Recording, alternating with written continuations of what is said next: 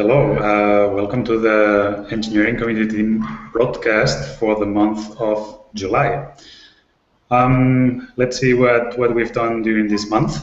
I propose that we start with the three big topics that we have. We have Fabricator, we have the Wikimedia Hackathon, and we also have the Developer Hub. And let's start with these three, and then let's go for the rest, okay? Fabricator. Andre. Okay, I guess it's my turn, yeah. I haven't prepared any kind of great slides, but let me try at least to show, to some extent, the Stool implementation. So to start with, LegalPad was set up. That is the trusted user tool where we manage users who have more access to certain things.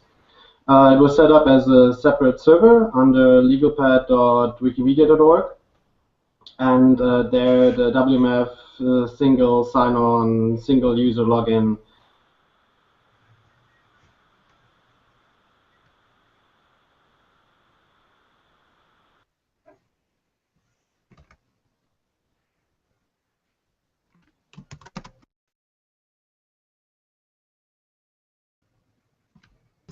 So it seems that we lost Andre.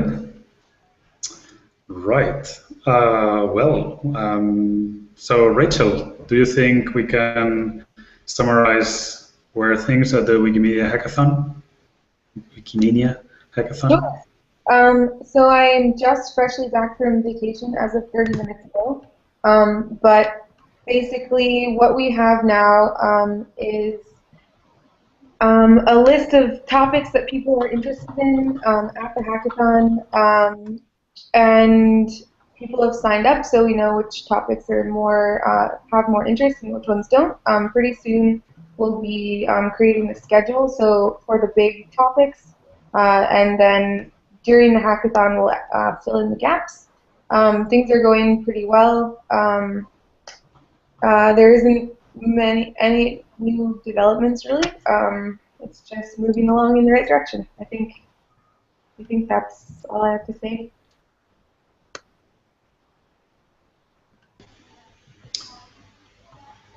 Okay, so questions about the hackathon happening next week? Next week already? Next week already, yeah. Oh gosh. Yeah, is there still time to get things on the agenda, or is it pretty much locked, or is it basically we're in the winnowing process now? No, we can absolutely still get things on the agenda.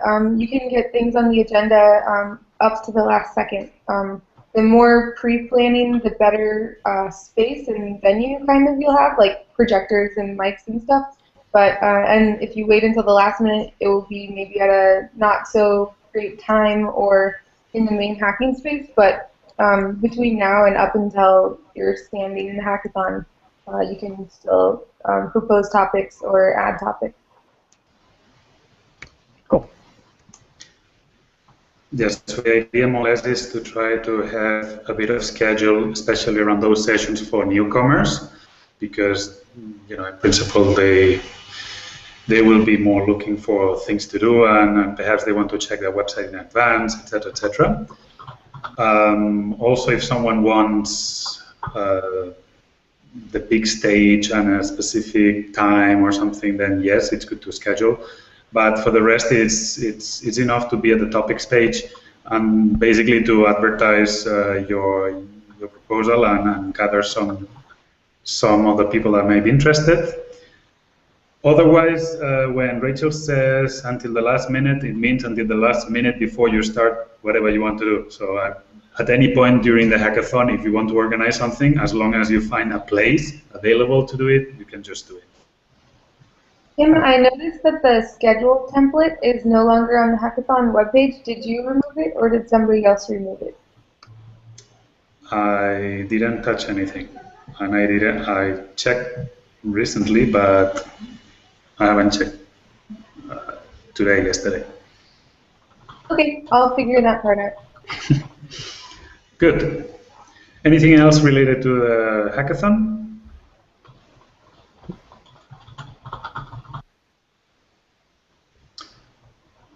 All right. Andre, take two. Yeah, I'm sorry. I got a nice kernel error message, so I think I shouldn't try to share my screen and just read what I have here. All right. So I started with that legalpad.wikimedia.org was set up as a separate server to manage trusted users. That one also has the WMF SUL authentication implemented. So this is a good place where it can be tested, and I think we also found one bug that Mukunda fixed. What else has been going on? So Mukunda wrote code to restrict access to tasks in certain projects, like, for example, the security product in Bugzilla. That can already be tested on fab.wmflabs.org. And later he rewrote this into a custom Herald action. Herald is the system in Fabricator to define when you want to get notified of something, so it's more likely to be accepted in upstream, our approach. Smaller things that happened, there's a data backup system in place. Chase upgraded the Fabricator server to Ubuntu Trusty. Mukunda finished some Debian package. Kim is working on documenting workflows in Fabricator on MediaWiki.org. Thank you. And what's currently going on? Mukunda is looking at enforcing the security policy also on files like attachments, which is currently not the case. And of course, we don't want, for example, a proof of concept attachment in a security bug to be accessible if you know the URL. This is also stuff that's happening upstream, of course. And Chase is working on configuring Exim for mail. And he's also on the migration code to import tickets from Bugzilla. He's doing this in a separate labs instance, and things so far look pretty good. But of course, we'll probably spend enough time sorting out corner cases that we might run into. And one thing we realized while doing this is that Fabricator's conduit has no API call to create projects, obviously because nobody has tried to import so much stuff into a Fabricator instance yet. So this is also something that Mukunda is now trying to add in the upstream code. And Mukunda, yeah, I think it was Mukunda, I'm not even sure, but he also took a step on Fabricator's IRC notification bots. And I sent a summary email, I think 1.5 weeks ago, to WikiTechL, trying to make people comment on things that they really have an opinion about, like if they have a strong opinion on priorities, keywords, whatever, and also trying to communicate a bit which things might be regressions, if you want to call it, that we might indicators. So stuff that simply won't have the same functionality or might be lacking, for example, votes. Yeah, so I think that's, yeah, we have decided on statuses, we have decided on priority values. We're likely going to drop the severity field that Bugzilla has. Keyword migration into projects is pretty clear, and currently what's being discussed is a naming scheme for projects and whether there should be some hierarchy or not. That would be my Fabricator summary, mostly for Rob, of the last 4 weeks.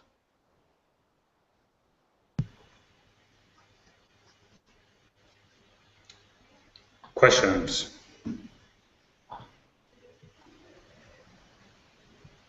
Yeah, I think general comment. It seems to be going pretty well. So the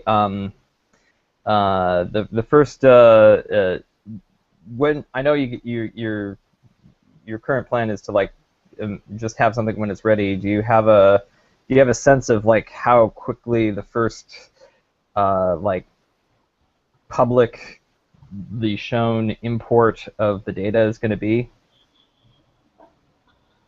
It's hard to say really into how much corner cases we're going to run.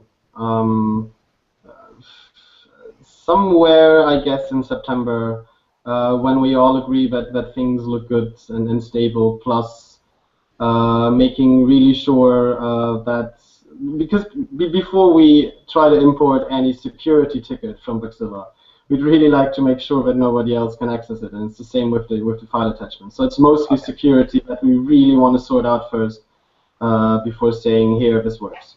Mm-hmm. Got it. Okay.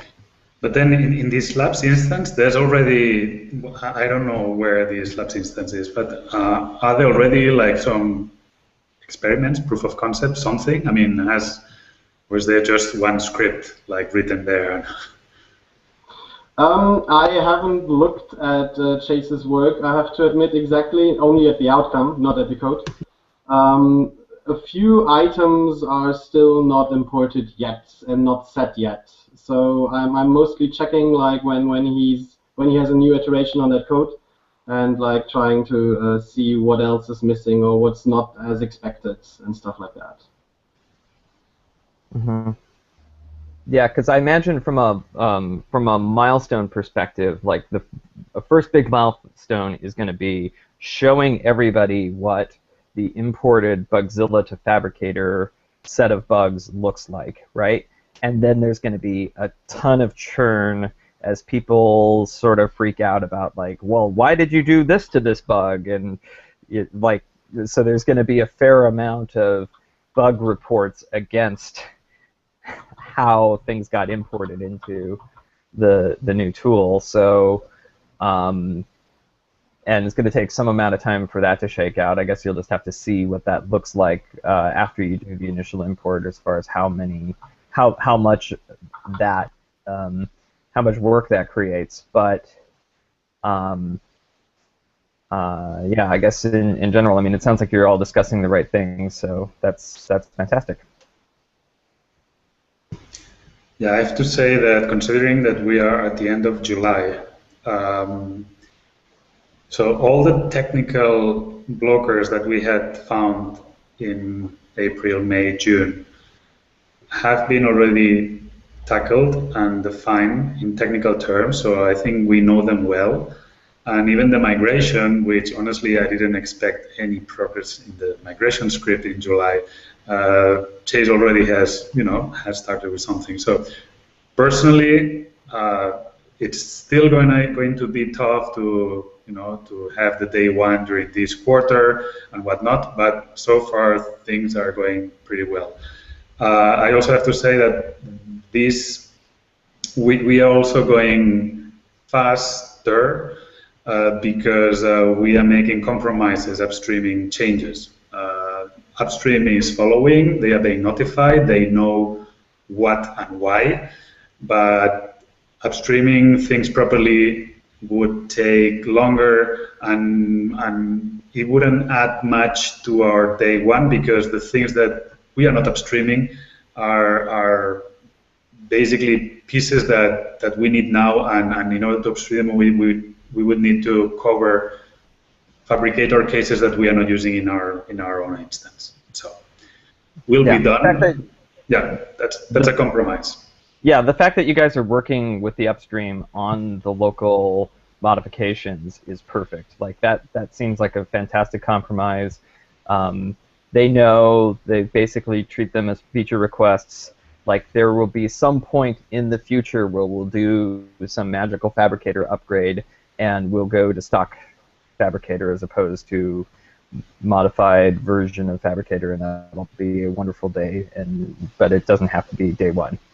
Yeah, and even among, I mean, those, I don't know, 5, 6 pieces of code that we are not upstreaming, we have from, this is just a little detail, so yes, can be done, but when we are not in a rush and when this is more stable, to something that, I don't know, like even upstream fully disagrees, no way. We have different degrees also, which actually makes it easier to then prioritize what we want to upstream properly after day one. Yep. All right. Is there anything else about Fabricator then? No? Sumana, do you want to talk about the developer hub? Sure. Hi, everybody. I am Sumana. I'm for those of you who are tuning in on YouTube and have never run into me before, I'm the senior technical writer, and I'm the main person working on our new data and developer hub, which is meant to help especially new developers or third-party developers use our APIs and therefore mash up stuff with the content and write back, hopefully. So I had meant to get an early start this month on this project, and it turned out that I didn't get as much done as I wanted to, partly because the previous project on architecture-related documents took up more time. And I am happy to say that the security document on architecture in terms of security to help developers write more secure code, that's out. And the architecture-related document is just waiting a little bit more feedback from the community to really get it out of draft status. But anyway, fortunately this month, Kim helped out a lot by arranging a bunch of tasks in the new Fabricator instance to really sort out what needs doing, and he helped get a bunch of conversations happening around questions like, okay, what is the exact contribution pipeline for changes that will happen to this documentation? And I have some questions out to a few different people and groups about what APIs we ought to be covering in the first 3 months, the first 3 APIs that I'll be documenting more to be finished by the end of September. So that is being discussed in email, but also in the Fabricator task. Specifically, if actually, Kim, you might know better than me, like what is the specific best way for people watching this to take a look at the relevant Fabricator boards. There's, I think, a link, right, in the Data and Developer Hub page.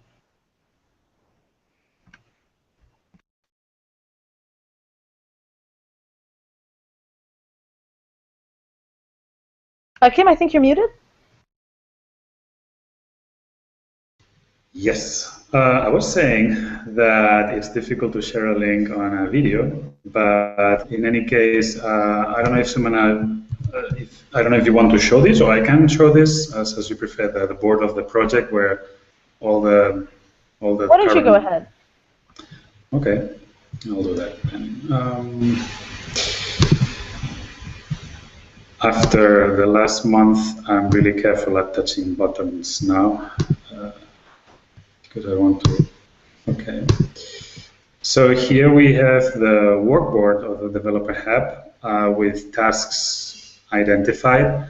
I'm sure there's more, but this has been this was created basically last week, and even the people that are working in this project are landing at this moment in these tasks.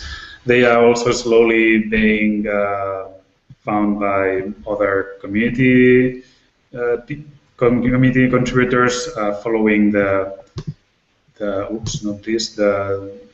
and Developer Hub in MediaWiki.org. Basically, we have this task that is to release the Developer Hub prototype, and that's the goal of this quarter. By a prototype, we mean that the technology being used doesn't matter. It's basically a proof of concept of the UI and the type of content that we would see there. It should show a homepage. So basically, from this task, release the Developer Hub prototype, we see the other tasks that are depending on this one. And some of these tasks have subtasks. Well, the usual Fabricator drill with tasks. So yes, we welcome community feedback. And there's already some hot discussions, specifically, for instance, in technology selections.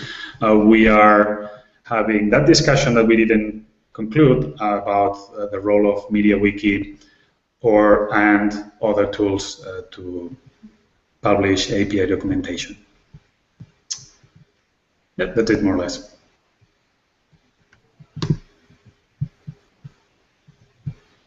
Someone? So I see that you are attempting to stop screen sharing. I think maybe you have even mostly succeeded. Not really sure. Yes, I think you have succeeded. Congratulations. I think it's worth congratulating anytime anyone successfully makes screen sharing do exactly what they want in Google Hangout. Anyway, so by the end of this month, that is the Thursday 31st, I want to have settled what the 3 APIs are that I'm jumping into and documenting in, and I'll be working on that in the first half of August before I go on a big old vacation. Given that Brad is on vacation now, I'm hoping that you will get a chance to discuss this with him at Wikimania before making the final call. Rob, I am not going to be at Wikimania. Oh, God. Okay. Rats. Yeah.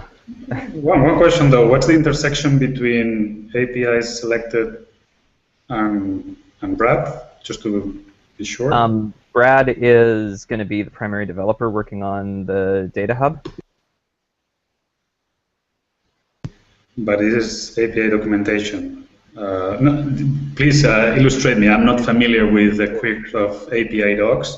Yeah. So basically, this is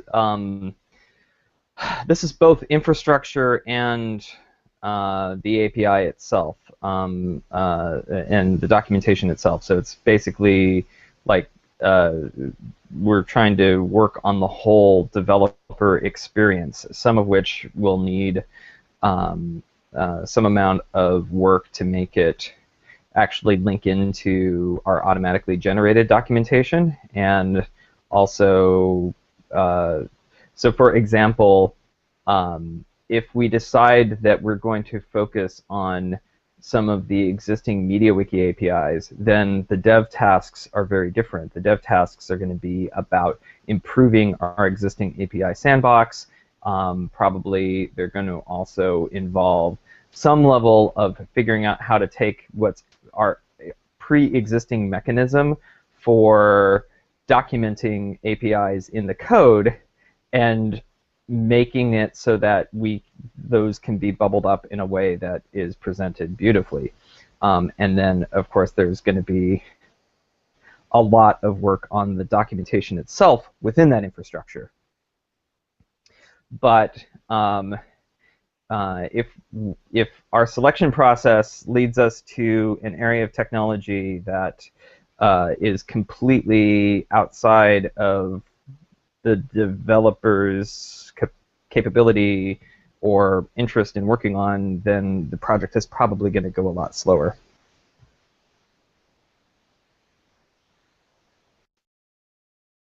So I think, thank you very much for elucidating that, Rob. I mean, Brad is back from vacation now, and so I can consult with him this week before finalizing selection. I don't need to have that necessarily be something that happens at Wikimania. I will definitely bring him into this process and consult with him, and you know, talk about these aspects of things and use what it is that he's interested in working on as a really big factor in taking that short list and actually making it 3. Does that make sense? Yep. Great, so that'll happen this week. I think Brad is not back today, but tomorrow. But I'm not positive about that. I've seen him replying to emails, so maybe he's just antsy.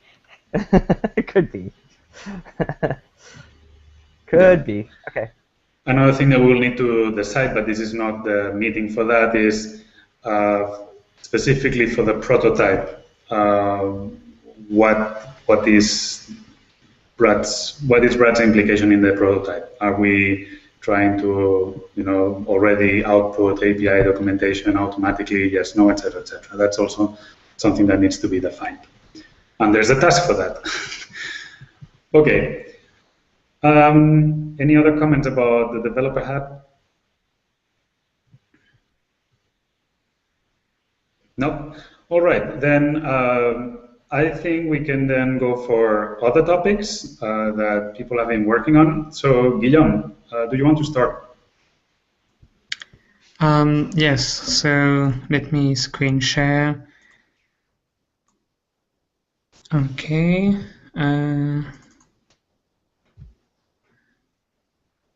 So the most showcaseable thing I've been working on this month is basically generalizing the work we've been doing for Tech News so that it can be reused by other newsletters.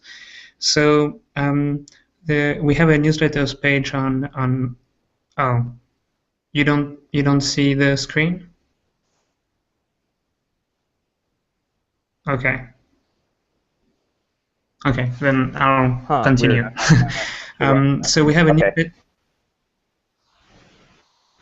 we have a newsletters page on Meta that existed before, and I've basically expanded it a bit with links to subscription and latest issue, etc. And I've also added some general tips for people who send newsletters. And more importantly, I've been writing a detailed how-to for people to assemble and send a multilingual newsletter. So this is this page. So it's newsletters / translation, and it's basically a mix between a tutorial and a checklist. So it's intended for people who are already authoring and sending newsletters, mostly through the mass message tool. And basically, this is to help them transition to a translatable newsletter and to a system where they can post the translations easily to their subscribers. So if you're interested, I'll let you go through that content.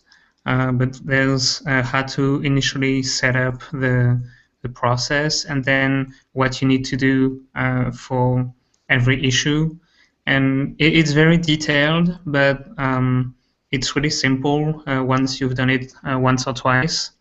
The reason I wanted it very detailed was so that people would be able to do it themselves and only call me and call for help if they didn't manage to do it themselves. So the education newsletter is trialing this system now. They didn't do it for the last one because they were in a bit of a rush. And the Wikidata and the Visual Editor newsletter are also interested. So we'll see if that helps them. And I've also offered myself as a resource if they don't manage to do it themselves. And well, that's pretty much it for this project. I don't know if you have questions. My question is, how are you so awesome, Guillaume? How are you just like continuously awesome? Because that's not really a question. So, but man, this is so great. These tips are so great, and this makes me really happy. I feel like this is exactly the resource that I hope people take and use in order, like when they start, their newsletter, they take this on and use it and find that, find a way to just leverage all these best practices and all this infrastructure we already have.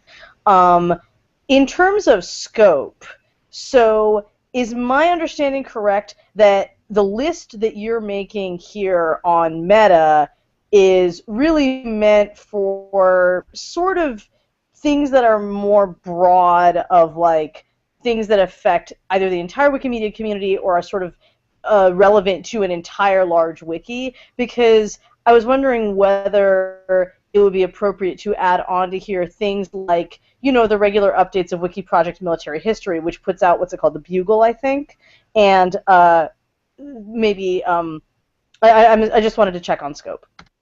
So the list on Meta is for things that concern basically all Wikimedians, but that could be on a specific topic. So, for example, the newsletter for the military history project would be listed on the English Wikipedia because it's an English Wikipedia wiki project. But if there was a Wikimedia-wide wiki project about military history, then we would add it on that list on Meta. Does that make sense? I think it does, and I think I just have to sort of poke around and look at the various lists to get a sense of the, you know, what goes where.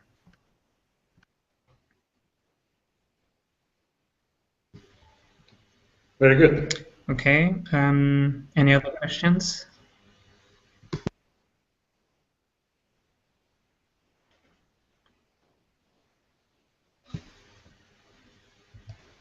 Oh, that's great. Okay, then if no questions, then we can move on to the next item. All right. Who wants to go next? So I have a thing that I just want to mention. This is sort of intersects with engineering community team, which is that applications are now open for AdaCamp Berlin and AdaCamp Bangalore. So I am on the board of directors of the Ada Initiative, a nonprofit that helps increase the proportion of women in open source software and open culture, which includes MediaWiki and Wikimedia. So I've been to a few of Ada camps, which are conferences that bring together women, or people who significantly identify as women, I should say, in these realms, and help us get together, share skills, share stories, build relationships, and generally push forward on the diversity goals within our organizations. So now, as of right now, there have been several Ada camps. I went to one in Portland just before Open Source Bridge, and I'm just going to screen share very briefly, if it allows me. So as you can see, I am evidently part of the face of AdaCamp, which I have mostly good but slightly mixed feelings about. And there's going to be AdaCamp Berlin, which is actually at the offices of Wikimedia Deutschland in October, and AdaCamp Bangalore at the offices of Red Hat in November 22nd and 23rd. So I will now stop screen sharing. So applications are now open, and I am thinking about going to AdaCamp Bangalore in November and applying to go. And they would really love a large Wikimedia presence of women who are interested in various aspects of Wikimedia, technical and non, at both AdaCamp Berlin and AdaCamp Bangalore. So I have contacted our past OPW interns who are in those regions, and I'm going to be going forth and also contacting our other past interns who are women from Google Summer of Code, for instance, who are in those regions, and other Wikimedia women that I know. But I just wanted to mention this so that you could also spread the word to your contacts. And since the Ada Initiative does have travel grants available, you can let them know about that as well. All right, very good. Questions, comments?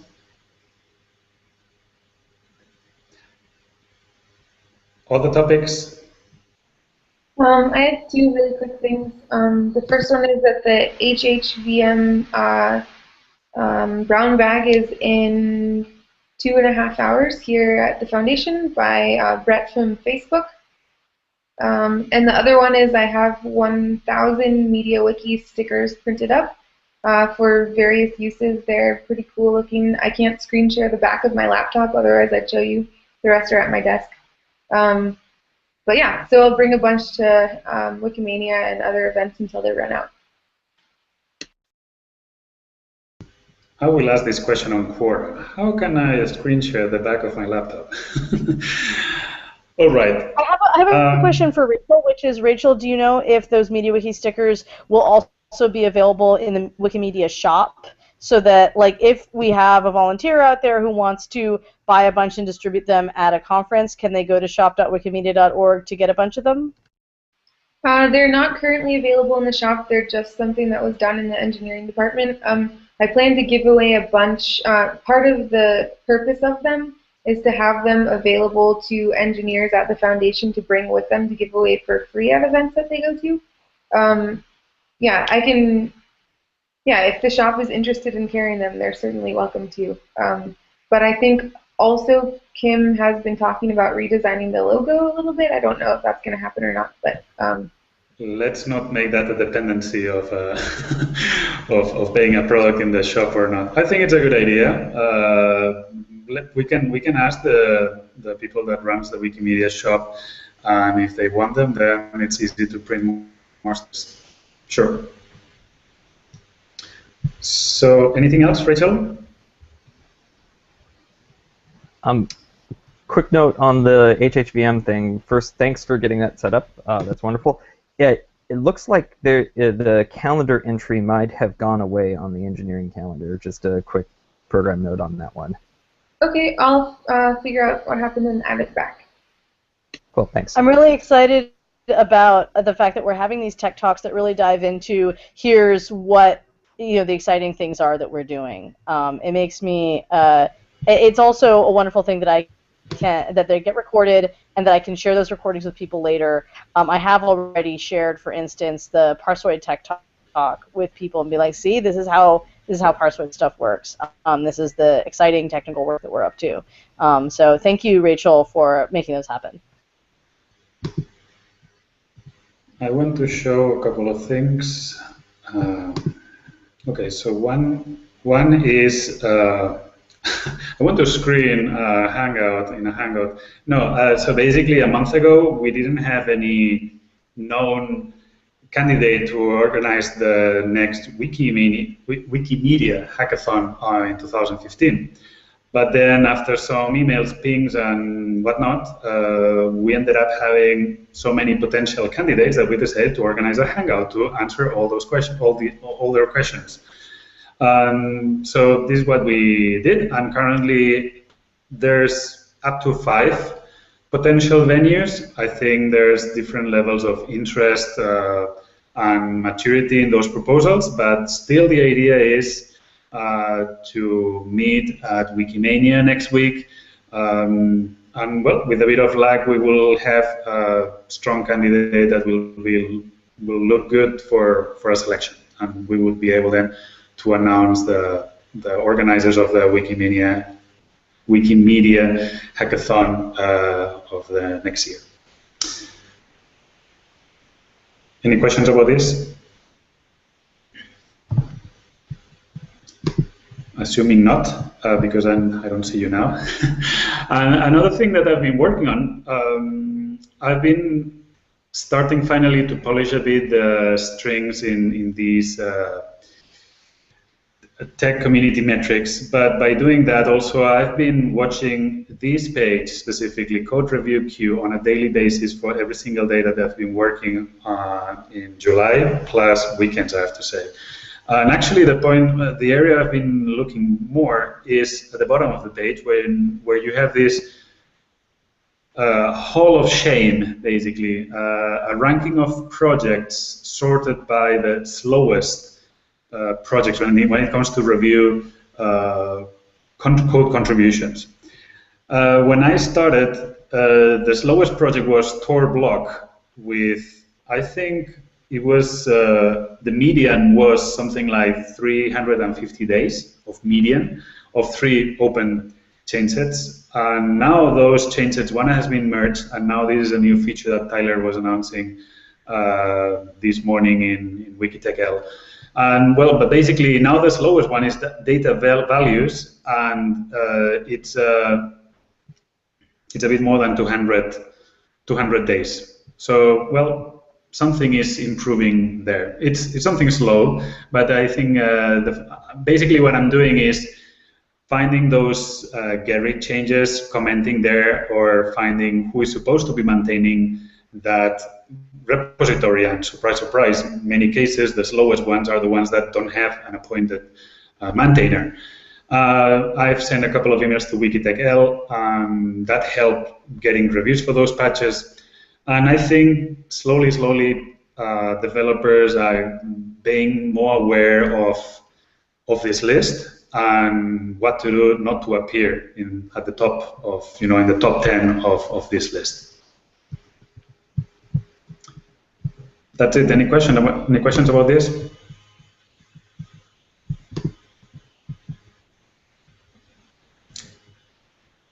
Nope. Yeah, on the metrics front, I guess one thing I think that Kim and I have been talking about one-on-one that is probably worth talking about in the wider group is just the as we start using these metrics more and more, we also need to figure out like how to make them more prevalent so they get more scrutiny, and so we get sort of a good cycle of what happens in that cycle. Like, as it gets more scrutiny, then people believe in it more as we fix some of the issues, and then it becomes more important in people's minds, and so on. So right now, it does. It's good that to see like the use case that you described. Are you pinging the list directly? Like, how are you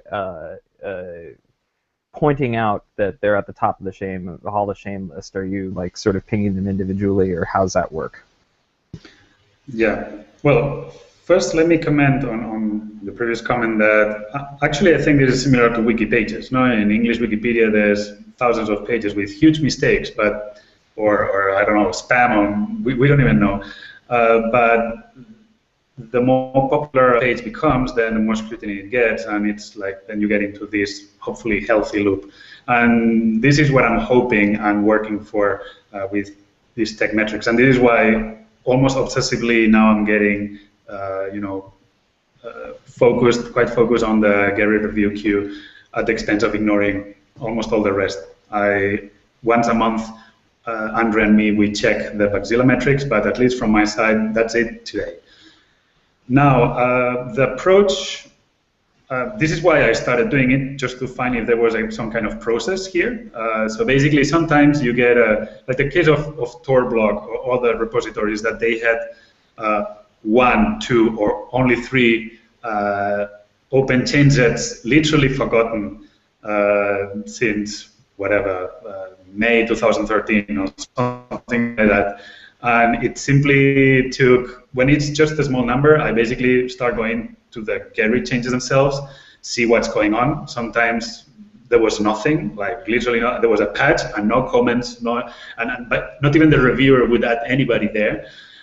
Sorry, not even the author of the patch would add anybody for reviewing. So I would start then just commenting or finding people to review that patch. In other cases, specifically we had a couple of repositories where with 10 or 10, 20 open changes. But this case until now has been some WMF team, like for instance, analytics or fundraising, basically working for themselves. These are patches of employees that all the employees know about, and they were simply not marking those changes as this is work in progress or this is actually a -1, because for them it was basically a dialogue. And in those cases, I contacted the team and say, hey, can you please look at it? And if it's work in progress, do this. If it's a -1, say -1. Or if it's something that you already decided to abandon, please abandon. And thanks to that, at least half of those changes were cleaned in a way or another. So I think in some cases it's going to be commenting on bugs and specific people, and some cases it's going to be to have a conversation with a team, probably at the at the foundation. Cool. All right. Sumana, do you want to comment on the RFC architecture documentation? So I spoke a little bit already about the fact that the architecture-related documentation stuff has passed out of my hands. In the past month, we've had a few RFC reviews, including one there's one that's going to be happening later tomorrow. that is to say, on the caching front-end overhaul proxy. But also, I think it might be worth saying that there is an off-ramp that I am attempting to construct in which I no longer do the work that I have been doing in coordinating these RFC discussions. And over the next few weeks, I'm talking with Kim, with Rachel, with the Architecture Committee, and with the larger Wikimedia technical community to a lesser extent about just passing off these responsibilities that I've had of, you know, on a very concrete basis, running the weekly meetings and making sure that they happen, and then on a larger scale, just sort of nudging along individual RFCs, checking on them, checking with authors to say, hey, is this ready? Is this baked enough to actually keep talking, that we need to talk about it now, and so on. So there is not that much to say about that yet, but there will be by the time that I go on vacation in a couple weeks. Great. All right, thank you. This is your last chance to bring up all the topics in this showcase.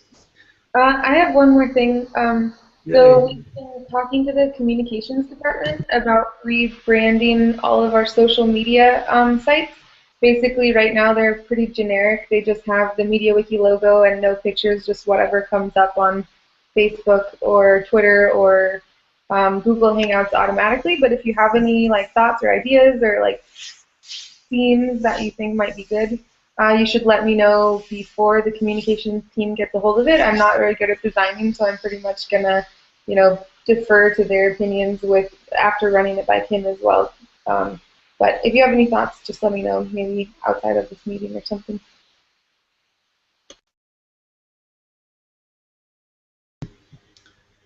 Very good. All right, then I think that's all for this month. Enjoy the rest of July. Those going to Wikimedia, see you there. And yeah, and then next month there will be another showcase. Thank you very much.